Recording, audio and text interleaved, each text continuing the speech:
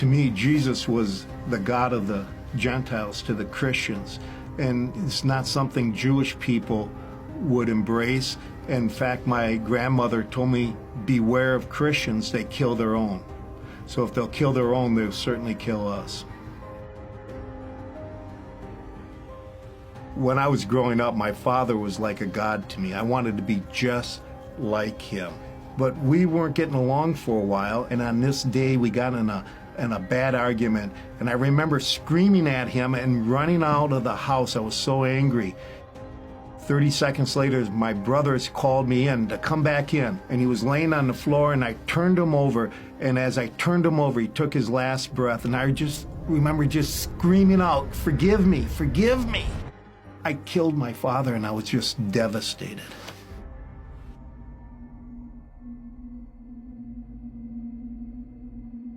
It was a Saturday, so we had to wait until Shabbat broke to go talk to the rabbi. And he chastised us because we were secular and we never really did anything. And he said, now that he dies, you want to become Jews? He had no compassion on us, and I was still hurting and feeling the pain that I thought I killed my father. I just blurted out the words, I damned him and the God he served. And I went storming out, and I said, I want nothing more to do with this.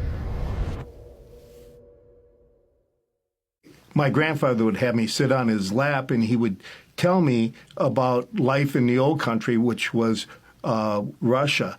And I asked him, why did you come to the United States? And he said, we came because of the pogroms. The Russian Christians used to come in and persecute us. So I asked him, why did these men do this to us? And he said, because we're Jews and they were Christians. I knew from that time on, it was them and us.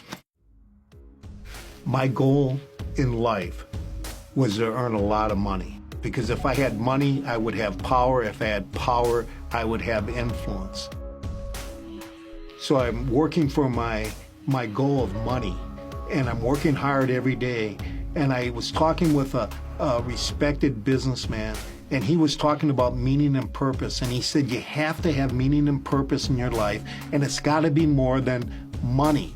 That was shocking to me. Then he went on and said that the billionaire J. Paul Getty said on his dying deathbed, he would trade all his billions for a happy home life.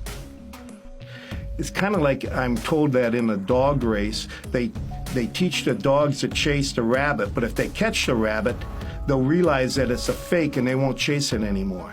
And that's what happened to me with my goal. I got punched in the stomach, and I couldn't chase that anymore. During this time, my college roommate and my best friend found a newfound faith in Jesus. I just wanted to choke him. I was so frustrated with him. He was a successful businessman. In college, he was the first All-American hockey player we ever had at our college. He broke everything I thought about a Christian. He wasn't weak. He wasn't a loser. Then to complicate my life even more, my wife joins a Bible study. She's now going to become a Bible-thumping fanatic. I didn't want to raise our children in the Christian faith because it was the faith of the enemy. So I went out to a bookstore and I bought a Bible. I said, I got to look at this for myself.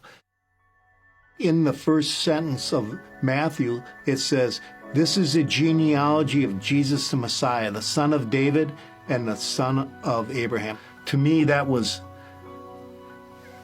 shocking. This was a Jewish book. It was like the words came into my head and they just kind of resonated around my brain. So I started reading the Gospels. That's the first 4 books of the New Testament. And I read them once, then I read them again, then I read them again. I ended up reading them over 50 times. I started falling in love with Jesus because he had everything that I wanted. I found out that he truly was Jewish, and he was speaking only to Jewish people. There weren't Gentiles around. He was serving them and loving them, even those who wanted to do him harm, even those who were trying to get rid of him. He loved, and he loved the Jews so much that he ended up giving his life up for them.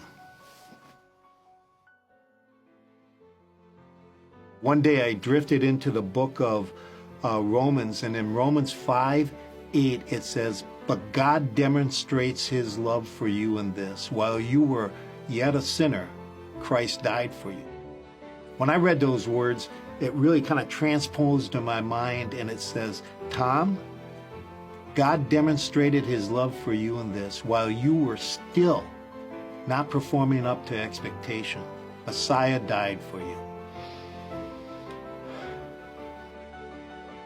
That hurt and that pain that I had over my father dying in my arms after the argument, I finally was able to put that to rest, and there was some real peace there. I guess for the first time, when you're forgiven, you're set free so that you can embrace the peace that God wants us all to have.